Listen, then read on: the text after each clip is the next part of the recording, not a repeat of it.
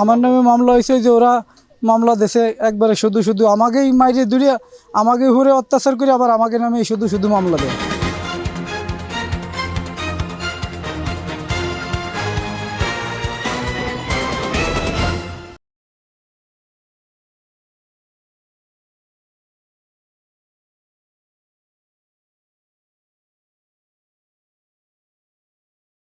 ও লাঠির ছুটা নিয়ে এবং দাও নিয়ে তাকে ধাওয়া দেয় যে কেন তোমরা এই জায়গার দাবিতে, জায়গা আমরা 12 বছর বা 14 বছরই করতেছি, এই জায়গা আমাকে, কিন্তু তার জায়গার কোনো ডকুমেন্ট নাই। যাকে জায়গার মালিক তাকে কাছে সব কিছু আছে। এরপরে মনে করেন যে এখানে আশেপাশে যারা আছে তারা শুধু শুধু তাকে একটা ঘাই দেয়, একটা ডিল মারে, পাশের বাড়ি ডিল মারে, এই বিভিন্ন অত্যাচারে আমরা জর্জরিত হয়ে গেছি। তাই আমাদের আবেদনটা হচ্ছে যে আমরা এর একটা সুস্থ ভালো কিছু চাই। 6টা ছেলে, তার ছেলেরা আমার একটা ছেলে আর্মি চাকরি হয়েছিল, সে ছেলেটা চাকরিও খেয়ে লাইছে, সে ছেলেটা চাকরিও খেয়ে লাইছে। এখন বর্তমান আমার এই যে ছোটো ছেলেটা আছে, আমরা 2 বেটা আসামি, 3 বেটা আসামি। তা এই দস্যু আইসে বাড়ি শীতেলমারি ওই গ্রাম ঘোষগাতি গ্রাম, ও আজ 2 বছরের জায়গায় আইসে চান্দা মান্দা এই সমস্ত সকলের কাছে চায়, মামলা দেয়, চান্দা চায়। আমরা চান্দানি দিনে বলিয়া সে আমাকে হয়রানি করতেছে এই জায়গা। আমাদের কিছুদিন আগে 10 জনের মামলা করছে। আমি ওই গোপালের দোকানদারি করি, কিছুই জানি না।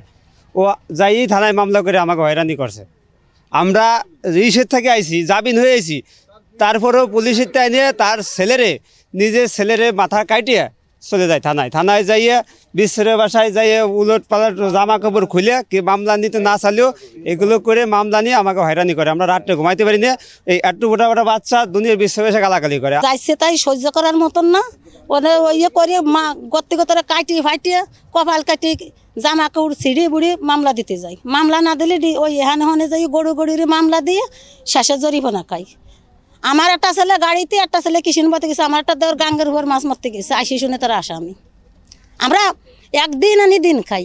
আমরা এই কেস কামবাই চালাবো আর পলাই থাকবো, বেটে গিয়ে পর্যন্ত আসামি দিতে যাই। স্কুলে পড়ি ওইটা আমাকে গাড়ে গাওয়ায় আর আমার এই যে জিব্বে কাইতে লেগেছে গাওয়ায়, আর আমার এরম টিক জবই দিতেছে, আর আমার আম্মুলি একা রাস্তায় পায়ে মারছে, আর আমার এই দেখাই দিছে। নদীর ঘাটে দুহর পাতি মাছ টাছ মারিয়ে খাই। আমার এই জাল মুহর এগুলো সব চুরি নিয়ে যায়, আগুন দিয়ে পোড়ায় দেয়, দাউ দিয়ে কোহাই কাটিয়ে ফেলায়। পরে আমি গতকালকে আমি জাল পাতি যাবো আর কি, তখন আমার দাউ দিয়ে দা দিতে গেছে আর চাল রান দাও নিয়ে ফুরকান। হ্যাঁ, আমার নামে মামলা হয়েছে যে ওরা মামলা দেশে একবারে শুধু শুধু আমাকেই মাইরে দূরিয়া আমাকে ঘুরে অত্যাচার করে আবার আমাকে নামে শুধু শুধু মামলা দেয়। এখানে থাকে ও এলাকার লোকজনে পাগল বানা ফেলাচ্ছে অতিষ্ঠ করিয়া, এবং আমাকেও ছাড় দিচ্ছে না। আমাকে নামে থানায় অভিযোগ করছে। এখন ওরা যাতে এখান থেকে চলে যেতে পারে সেই ব্যবস্থা করে দেবেন আপনারা। মানে এলাকার লোক ওকে চাষেই ওরা এখন থাকুক, ও সবাই অতিষ্ঠ পাগল হয়ে গেছে পুরো জন্য।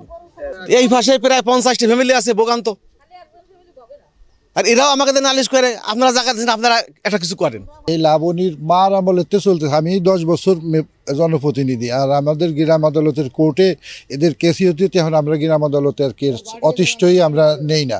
এই কেস থানায় চলে গেছে, কোর্টে গেছে, সেই কোর্টের থেকেও কেস উঠে আনবে আমাদের গ্রামীণ আদালতে, সেই তদন্ত পাঠাচ্ছে, সেই রিপোর্টও আমরা করে দিছি। ওর মা মারা গেছে, মারা যাওয়ার পরে সেই মহিলা সে কেসটা তুলে প্রতিনিয়ত এখন অহেতুক ওরে এই গ্রামের আশেপাশে যারা আছে, মানে এরকম ব্যাপারটা হলো যে 1 কেজি চালি 1.5 কেজি নুন দিছি এই কথা বলে এরকম ঝগড়া লাগায়। মহিলাটা ঠিক এই প্রকৃতির, অনৈতিকভাবে চলাচলতি করে। যেগুলো এখানে 50টি ফ্যামিলি আছে, 50টি ফ্যামিলি ক্ষতিগ্রস্ত। দেখেন 2-1 সাথে ঝগড়া থাকতে পারে। আমরা বিভিন্নভাবে তদন্ত করে দেখছি যে আমাদের কোনো মিথ্যার আশ্রয় নিয়ে ওই পরিবারটা যেভাবে থাকে ক্ষতি না হোক, কিন্তু এই আমরা দেখলাম যে না, এই দুষ্কৃতি এবার এর চলাচলতি ভালো না, এই অনৈতিক কাজের সাথে পরিষ্কার হলে জড়িত। এ যদি থাকে প্রত্যেকটা ফ্যামিলির মারাত্মকভাবে এই হামলা এর থেকে বড় আকারের একটা ক্ষতি এখানে হবে। অতএব আমরা চাচ্ছি স্থায়ীভাবে ও আর স্থানে চলে যাক, যেহেতু আর এখানে বাড়িঘর না, আর এই ফ্যামিলিগুলো বাচ্চা কাচ্চা ওই আচরণটা জানি না আসে। ফ্যামিলি এখানে তাদের হয়রানি, এই যে আমার কাকি আছে, আমার মা চাচিরা সবাই আছে, প্রতিনিয়ত এই বাচ্চা কাচ্চা দিয়ে, ওরা অনেকগুলা বাচ্চা কাচ্চা, ওরা ওই বাচ্চা কাচ্চা দিয়ে রাত্রে বাড়ি ঘরে ঘাওয়ায়, সবাই ব্যস্ততা থাকে, বা পোলাপান রাতে ঘুমায় থাকে, একটা বাড়ি যদি উপর দিয়ে ঘাই দেয় টিনে, বাচ্চা কাচ্চা অবশ্যই কান্দে উঠবে, ভয় পায়।